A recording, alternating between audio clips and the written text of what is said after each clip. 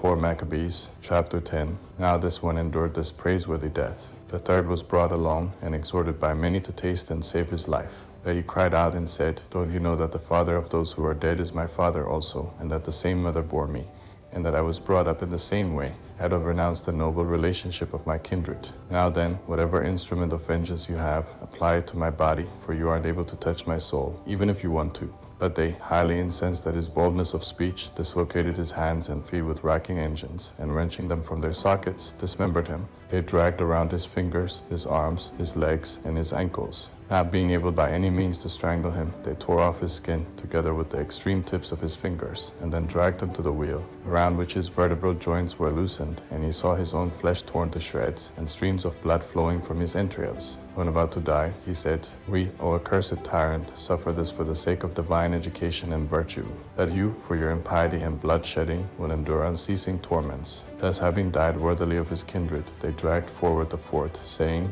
Don't share the madness of your kindred, but respect the king and save yourself. But he said to them, You don't have a fire so scorching as to make me play the coward. By the blessed death of my kindred, and the eternal punishment of the tyrant, and the glorious life of the pious, I will not repudiate the noble brotherhood. Invent, O tyrant, tortures, that you may learn, even through them, that I am the brother of those tormented before. When he had said this, the bloodthirsty, murderous, and unholy Antiochus ordered his tongue to be cut out.